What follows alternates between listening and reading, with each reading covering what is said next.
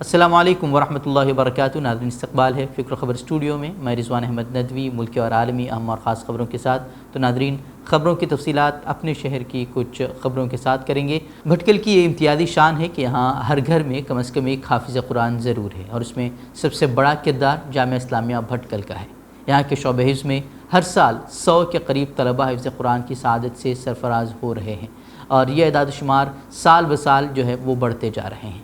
جامعہ اسلامیہ کی زیر نگرانی کئی مکاتب میں بھی شعبہ حفظ کا نظام مستحکم طور پر چل رہا ہے، اور اس کو آگے بڑھانے کی فکریں بدستور جاری ہیں۔ آج مدینہ کالونی میں الائن سپر مارکیٹ کی بالائی منزل پر شعبہ حفظ کا قیام عمل میں آیا ہے۔ اس موقع پر ذمہ داران نے یہاں اگلے سال سے مستقل طور پر مکتب کی شروعات کیے جانے کی بھی باتیں کہی، یعنی کہ حفظ کے ساتھ ساتھ دوسرے کلاسز بھی یہاں اگلے سال شروع کیے جائیں گے۔ محترم جامعہ اسلامیہ بھٹکل مولانا مقبول احمد ندوی نے کہا کہ پورا اعتماد، محنت اور دلچسپی کے ساتھ یہاں طلباء پر محنت کی جائے گی، اور یہاں سے طلباء وہ حافظ بن کر نکلیں گے۔ وہیں جامعہ کے بانیان کا بھی ذکر خیر کیا گیا، جن کی مخلصانہ کوششوں کی وجہ سے آج پورے شہر میں دینی فضا نظر آ رہی ہے۔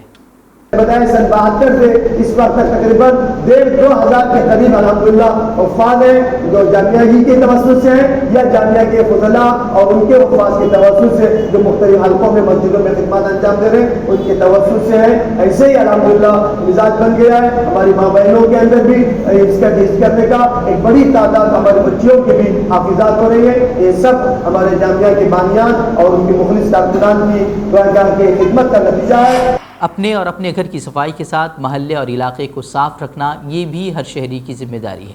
ننھے منھے معصوم اسکولی طلباء نے شہریوں کو اپنی ذمہ داری کا احساس دلانے کے لیے آج گو گرین، کلین بھٹکل، راستوں پر کچرا پھینکنا بند کرو، اس طرح کے نعرے لگاتے ہوئے شہر کو کوڑے سے پاک بنانے کے لیے ایک ریلی نکالی۔ بھٹکل بلدیہ کے اشتراک کے ساتھ نکالی گئی انجمن نور مونٹیسری کے طلباء کی اس ریلی میں بچوں نے اپنے ہاتھوں سے بنائے گئے پوسٹر اٹھائے ہوئے تھے، اور عوام کو پیغام وہ دیتے نظر آئے کہ عوامی مقامات پر کچرا نہ پھینکا جائے۔ وہیں انجمن کے جنرل سیکریٹری جناب صدیق اسماعیل صاحب اور پرائمری بورڈ سیکریٹری جناب آصف دامودی صاحب سمیت اسکول کا عملہ بھی اس موقع پر بچوں کے ساتھ پوری ریلی میں شریک رہا۔ وہیں بلدیہ کے چیف سیکریٹری نے بھی طلباء کی سراہنا کی۔ ویسے شہر کے کچھ علاقوں کی اگر بات کی جائے تو وہاں حال اب بھی ایسا ہے کہ اگر وہاں صفائی کی بات کی جاتی ہے تو ایسا لگتا ہے جیسے کہ بھینس کے آگے بین بجائی جا رہی ہے۔ ویسے اب بچوں نے تو اپنا کام کر دیا ہے، اب بڑوں پر اس کا کیا اثر ہوتا ہے وہ دیکھنے والی بات ہوگی۔ تو ناظرین، یہ تھی خبریں شہر کی، تو اب بڑھتے ہیں عالمی اور ملکی خبروں کی طرف۔ پاپولر فرنٹ آف انڈیا اور اس کی ذیلی تنظیموں پر حکومت کی جانب سے عائد کردہ پابندی پر جماعت اسلامی ہند نے اپنے رد عمل کا اظہار کرتے ہوئے کہا ہے کہ یہ کسی مسئلے کا حل نہیں ہے۔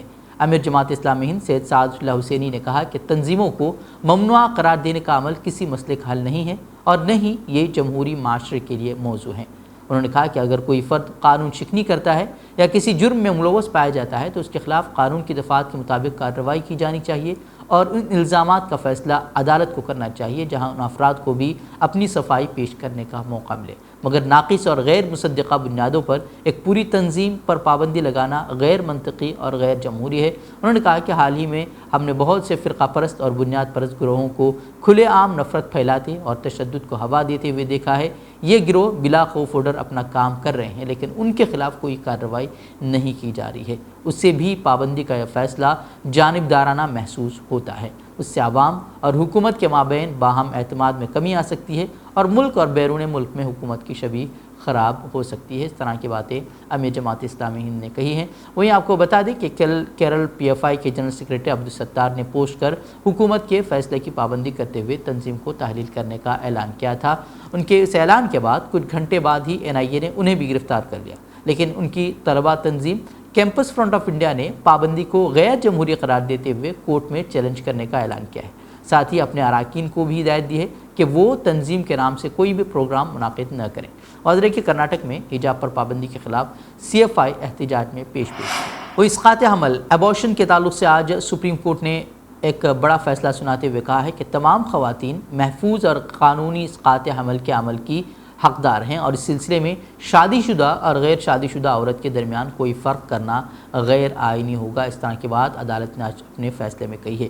عدالت نے فیصلہ دیا ہے کہ medical termination of pregnancy act کے تحت ریپ کی تعریف میں ازدواجی عصمت دری کو شامل کرنا ضروری ہے۔ یہ مشاہدہ ازدواجی عصمت دری کے بارے میں بعد میں فیصلوں کی راہ بھی ہموار کر سکتا ہے، جو کہ ملک میں شدید موضوع کا باعث بنا ہوا ہے۔ وہیں عدالت نے کہا کہ عورت کی ازدواجی حیثیت اسے اسقاط حمل کے حق سے محروم کرنے کی بنیاد نہیں بن سکتی۔ عدالت نے فیصلہ سناتے ہوئے کہا کہ غیر شادی شدہ خواتین بھی 24 ہفتوں کے اندر ناپسندیدہ حمل کو ختم کرنے کی حقدار ہوں گی۔ عدالت نے کہا کہ سنگل یا غیر شادی شدہ خواتین کو ناپسندیدہ حمل کے اسقاط حمل کے حق سے محروم کرنا بنیادی حقوق کی خلاف ورزی ہے۔ الہ آباد ہائی کورٹ نے وارانسی کی عدالت کے گیان واپی مسجد کا ASI سروے کرانے کے حکم پر لگی روک میں 31 اکتوبر تک توسیع کر دی ہے۔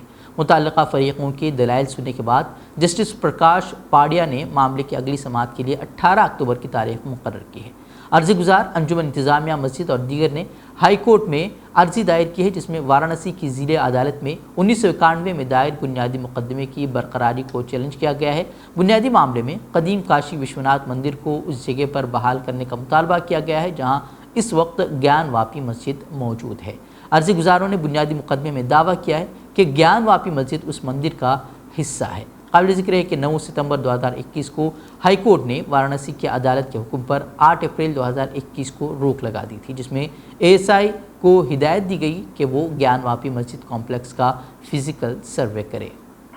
وہیں بہار کے دارالحکومت پٹنہ میں واقع تاریخی عمارت سلطان پیلس کو منہدم کر کے 5 اسٹار ہوٹل بنانے کی تجویز سے گزشتہ کئی دنوں سے عوام میں غم و غصہ پایا جا رہا تھا۔ عوامی سطح پر بھی اس تجویز کی مخالفت ہو رہی تھی اور سوشل میڈیا کے ذریعے حکومت سے اس تجویز پر ازسر نو غور کرنے کا مطالبہ کیا جا رہا تھا۔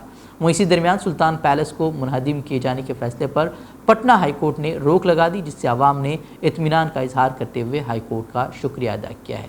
یاد رہے کہ سلطان پیلس 1922 میں بیرسٹر سر سلطان نے بنایا تھا، جنہوں نے پٹنہ ہائی کورٹ میں بطور جج اور 1923 سے 1930 تک پٹنہ یونیورسٹی کے پہلے ہندوستانی وائس چانسلر کے طور پر خدمات انجام دی تھی۔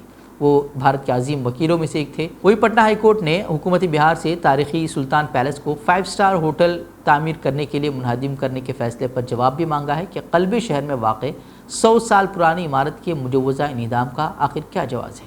انہدامی کارروائی پر روکنے کا حکم عدالت نے گزشتہ دنوں مفاد عامہ کی ایک درخواست کی آن لائن سماعت کے دوران دیا ہے۔ وہ اس بار گربا پروگراموں پر ہندوتوا تنظیموں کی سخت نظر ہے۔ مذہبی تنظیموں کے ساتھ ساتھ کچھ سیاسی لیڈروں کے بھی ایسے بیانات سامنے آئے ہیں جن میں گربا پروگراموں سے اقلیتی طبقے کے لوگوں کو دور رہنے کی ہدایت دی گئی ہے۔ تازہ ترین خبروں کے مطابق احمد آباد کے کرناوتی کلب میں گربا پروگرام کے دوران ایک غیر ہندو شخص کی موجودگی پر بجرنگ دل کارکنان کا خوب ہنگامہ دیکھنے کو ملا ہے۔ میڈیا رپورٹس کے مطابق بجرنگ دل کارکنان شہر میں گربا پروگراموں کا دورہ کر رہے تھے جب سندھو بھون علاقے میں گربا پروگرام کی جگہ پر انہیں 4 غیر ہندو نوجوان مل گئے۔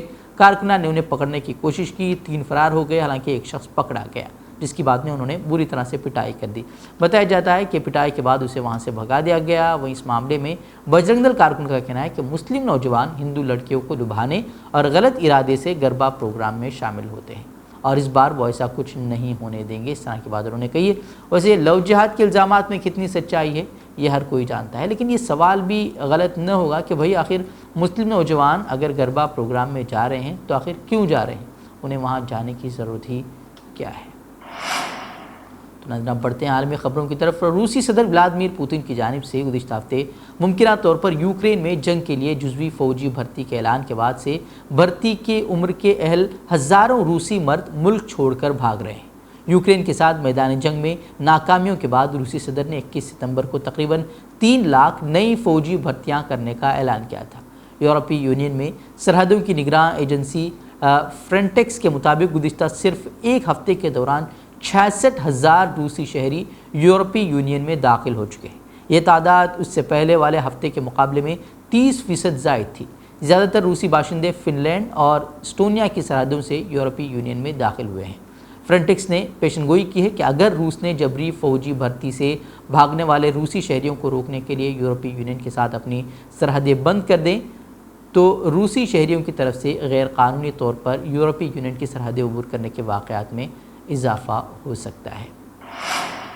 وہیں طالبان حکومت اور روس کے درمیان رعایتی قیمت پر تیل، گیس، ڈیزل اور گندم خریدنے کا عارضی معاہدہ ہو گیا ہے اور غیر متعین مدت تک ٹھیک چلنے کے بعد اسے طویل مدتی معاہدے میں تبدیل کر دیا جائے گا۔ اس طرح کی باتیں سامنے آ رہی ہیں۔ بتا دیں کہ گزشتہ برس اگست میں غیر ملکی فوج کے افغانستان سے اچانک انخلا کے بعد ملک کا اقتدار سنبھالنے والے طالبان کا یہ پہلا بین الاقوامی تجارتی معاہدہ ہے۔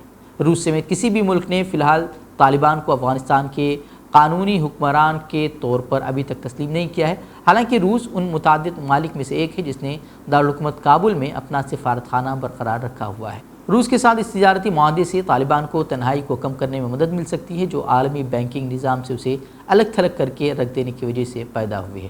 طالبان کے اقتدار میں آنے کے بعد سے افغانستان اقتصادی بحران سے دوچار ہے، کیونکہ ملک کو ملنے والی بین الاقوامی ترقیاتی امداد میں کافی کمی کر دی گئی ہے اور اس پر عائد پابندیوں کی وجہ سے بینکنگ سیکٹر تقریباً جو ہے وہ منجمد ہو کر رہ گیا ہے۔